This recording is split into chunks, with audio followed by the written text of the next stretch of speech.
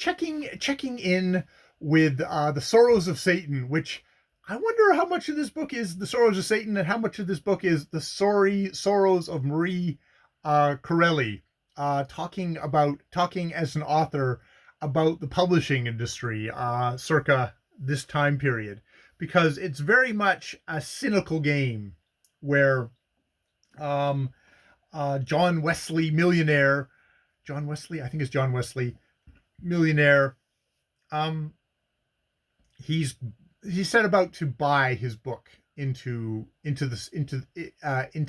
fame, um, but he like at least popularity. But he's painfully aware that it's maybe only going to be for a season, especially after he talks to his publisher, who says, "Well, we'll set up all these fake print runs of like just small print runs of like 250 books. We'll hand out the books and we'll announce, oh, it's sold out. So here's a second printing, a third printing, a fourth, all the way up to 10th printing. And then we'll get that one volume out, which we'll handle a bit differently. Now, the tough part though is we need to also manage the critics, and there's like basically 6 critics in the country that handle how a book is going to do, and especially the Scottish critic McWing. If you can manage him, get him to endorse your book, not really for its how good it is, because really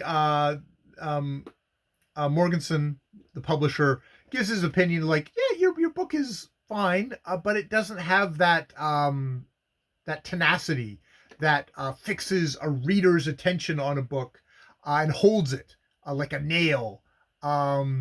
It doesn't have that, so it's you're going to have to support it. Basically, this book does not stand on its own, or won't stand on its own for more than a season. And it's like, it's funny how you can pour money into something, and yes, it'll be a success for a season, but it'll fall off. Well, there's other books that are shat upon, that don't have any money behind them, but they have it, and in the end, they make it through. And Wesley starts making fun of him. This publisher who's apparently a nonconformist, so a Christian nonconformist, saying, "Oh, like Christ made it through." It's like, yeah, and it's like, he looks shocked because like, you're being very sacrilegious, but he also knows how much money that the millionaire is going to pump into this, so he says, "Oh yeah, okay, yeah, fine, like that." But yeah, here's the list of the critics, but the top one is McWing. Get him, and basically the other ones will follow. And yeah, he talks about he's about to talk to Lucio about this, but it's definitely the most cynical. It's the most cynical black version of the publishing company, the publishing world, being maybe a microcosm of the rot of like money buys everything, buys women, buys honor, buys fame, buys literary greatness, maybe temporarily. It seems to be the implication. Maybe it won't actually buy literary greatness. You can't. Homer didn't have a whole ton of money that he poured into people that is still paying off today. Homer is still around. Shakespeare is still around, regardless of that.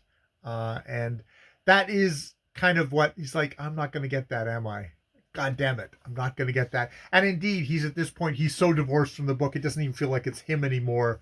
He doesn't. He's that passion that he had, that hunger that he had as a writer, a poor writer, has completely evaporated as a rich man.